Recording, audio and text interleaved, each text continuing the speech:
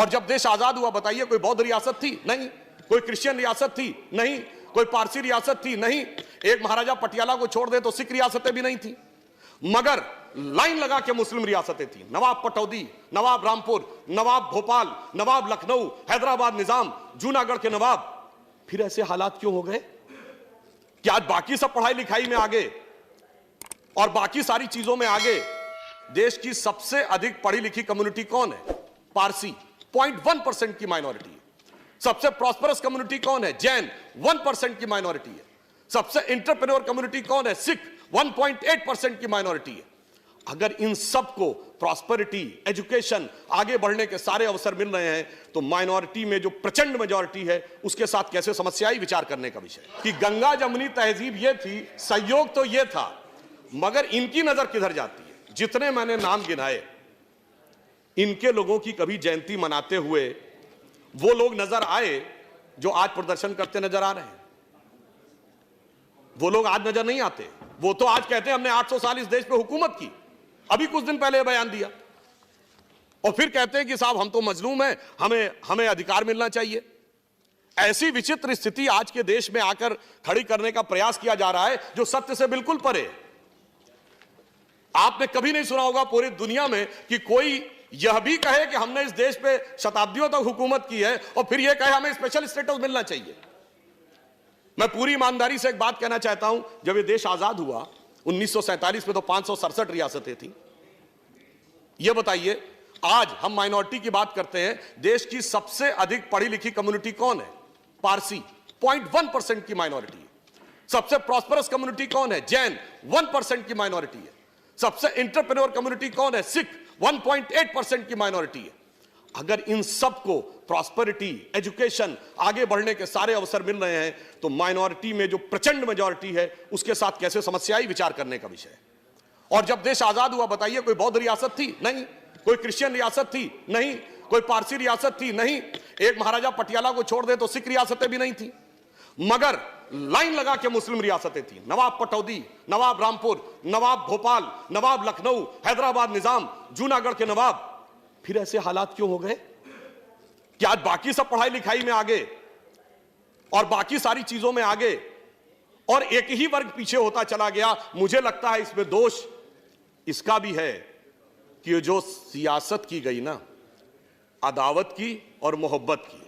किसी ने दिखाने की कोशिश की कि हमें तुमसे बड़ी मोहब्बत है, तो किसी ने दिखाने की कोशिश की कि फलां को तुमसे बड़ी अदावत है, और उस सियासत ने कहां यह पहुंचाया सभापति जी, किसी को किसी की मोहब्बत ने मारा, किसी को किसी की अदावत ने मारा, पर इस शराफत अली को सेकुलर सियासत ने मारा। इसलिए मैं ये कहना चाहता हूं, आज के इस यथार्थ को देखिए, पूरे देश में जो सामने दिखाई पड़ रहा है, ज्यादा खतरनाक बात जानते हैं क्या हो रही है?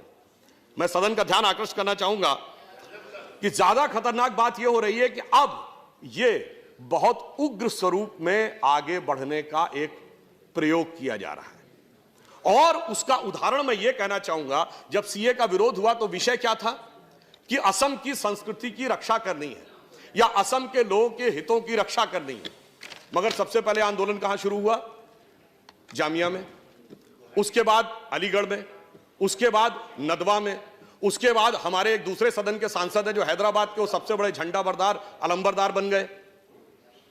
और सबसे पहले रेजोल्यूशन कहां पास हुआ? केरल की असेंबली में। अब बहुत ही सहजता से समझा जा सकता है, इसमें कोई रॉकेट साइंस नहीं है कि ये। और सुनिए, फिर उसके उपरांत क्या हुआ सभापति महोदय? ये सारे विषय गौण हो गए। पता नहीं कौन कौन से विषय आने लगे उसके अंदर, कश्मीर से लेके धारा 370 से लेके देश को अलग करने से लेके आसाम को परमानेंट अलग करने तक।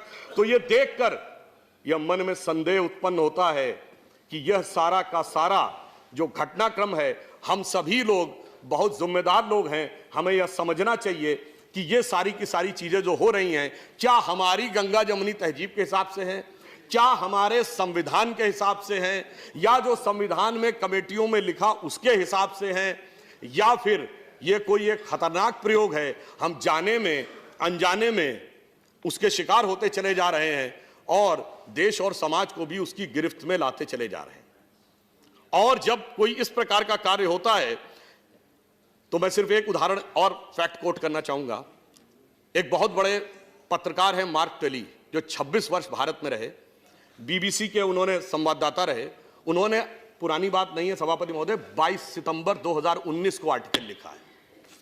उस आर्टिकल में क्या लिखा है कि Muslims in India are the luckiest, Bharat में रहने वाले मुस्लिम समाज के लोग सर्वाधिक भाग्यशाली। उन्होंने उसका एक उदाहरण दिया कि मैं 26 साल दिल्ली के निजामुद्दीन इलाके में रहा, मेरे यहां से थोड़ी दूरी पर हजरत निजामुद्दीन औलिया की दरगाह थी और थोड़ी दूरी पर तबलीगी जमात का ऑफिस था। उन्होंने कहा दुनिया का कोई दूसरा देश होता तो 26-27 साल में कोई एक दूसरे को समाप्त जरूर कर देता, परंतु भारत के मुस्लिम इसलिए भाग्यशाली हैं कि वो अपने मजहब के अंदर भी जिस तरीके से चाहें उस तरीके से इबादत कर सकते हैं। ये कहने वाला कोई संघी भाजपाई नहीं है, ये कहने वाला एक वह पत्रकार है जिसने पूरी जिंदगी भारत में गुजारी है और 2019 में उसने कहा है। इसलिए मैं ये कहना चाहता हूं कि जो कुछ भी हो रहा है इस पे किसी भी प्रकार का खतरनाक खेल सभी के लिए नुकसानदेह हो सकता है। यह नहीं सोचना चाहिए कि सिर्फ हमारा हित साधन होगा और दूसरे को क्षति होगी, अगर, और वो भी विशेषकर जब बगैर किसी आधार के यह बात हो रही हो। मैं फिर एक पंक्ति कोट करना चाहूंगा, बड़े प्रसिद्ध शायर हैं राहत इंदौरी उनकी, और बड़ी फेमस कविता, आप लोगों को बहुत ध्यान होगी, कि अगर है खिलाफ तो खिलाफ होने दो, ये सब धुआं है कोई आसमान थोड़ी है, आगे है लगेगी आग तो आएंगे घर कई जद में, लगेगी आग तो आएंगे घर कई जद में, यहां पे सिर्फ हमारा मकान थोड़ी है। यह विचार बिल्कुल ध्यान रखिए कि हम सिर्फ अपना हित साधन करते हुए आगे निकल जाएंगे, ऐसा नहीं। और अंत में मैं ये कहना चाहूंगा, राष्ट्रपति जी के अभिभाषण के पहले ये अगर आपको समझ में आ जाता तो दुनिया कुछ और होती साहब। अब मैं एक और बात कहना चाहता हूं, नहीं, सुनिए, वो अगर आप कहना चाहते हैं ना, आप तो चेयर को एड्रेस करें। मैं एक अंत में सिर्फ ये कहना चाहूंगा कि राष्ट्रपति महोदय के अभिभाषण के प्रथम बिंदु पे यदि हम जाएं, जो वहां से समाप्त करना चाहूंगा, प्रथम बिंदु पे जाएं तो उन्होंने क्या कहा, 21वीं सदी के तीसरे दशक की शुरुआत हो रही है। अब मैं कहना चाहूंगा जब 21वीं सदी और तीसरा दशक आए तो हमें थोड़ा सा, हम अगर गौर करें तो जब 20वीं सदी का पहला सूरज उगा था सन 1901, उस समय इस देश में किसकी सरकार थी? अंग्रेजों की। 20वीं दशक के मध्य में यानी 1951 में जब इस देश में पहला सूरज उगा तो इस देश में किसकी सरकार थी? कांग्रेस की। और 2001 में जब 21वीं सदी के पहले सूरज की पहली किरण इस धरती पे पड़ी तो इस देश में किसकी सरकार थी? अटल बिहारी वाजपेयी जी के नेतृत्व में भाजपा की। और दूसरे दशक में मोदी जी के नेतृत्व में स्पष्ट बहुमत की। तीसरा दशक शुरू हुआ तो दोबारा और अधिक बहुमत की। इसका मतलब नियति का संकेत है कि 20वीं सदी अंग्रेज की थी, 19वीं सदी अंग्रेज की थी, 20वीं सदी कांग्रेस की थी और 21वीं सदी भारतीय जनता पार्टी की है। इसलिए आप सब लोग इन विचारों को समझिए, साथ में आइए और जो देश में प्रदर्शन चल रहा है, जो ये विचार चल रहा है, ये पूरी तरीके से तथ्यों पे आधारित नहीं है और जिस प्रकार से आग लगाने का जो प्रयास हो रहा है उसे रोकने का प्रयास करिए। सत्य को ढकने का प्रयास मत करिए। जैसे सूरज को परछाई से ढका नहीं जा सकता, उसी ढंग से सत्य को ढका नहीं जा सकता। आप इस यथार्थ को समझिए, मिलकर साथ चलिए तो देश के लिए भी सत्य होगा। यह पंक्ति कह के समाप्त कहूंगा, अटल जी ने कहा था ना, भरी दोपहरी में अंधियारा सूरज परछाई से हारा। इसलिए अंतरतम का नेह निचोड़ें, बुझी हुई बाती सुलगाएं, आओ मिलकर दिया जलाएं। तो देश के इस दिशा में मिलकर कार्य करें, यही कहकर मैं अपना निवेदन समाप्त करता हूं। धन्यवाद। और जब देश आजाद हुआ बताइए, कोई बौद्ध रियासत थी? नहीं। कोई क्रिश्चियन रियासत थी? नहीं। कोई पारसी रियासत थी? नहीं। एक महाराजा पटियाला को छोड़ दे तो सिख रियासतें भी नहीं थी, मगर लाइन लगा के मुस्लिम रियासतें थी। नवाब पटौदी, नवाब रामपुर, नवाब भोपाल, नवाब लखनऊ, हैदराबाद निजाम, जूनागढ़ के नवाब। फिर ऐसे हालात क्यों हो गए कि आज बाकी सब पढ़ाई लिखाई में आगे और बाकी सारी चीजों में आगे देश की सबसे अधिक पढ़ी लिखी कम्युनिटी कौन है? पारसी। 0.1% की माइनॉरिटी है।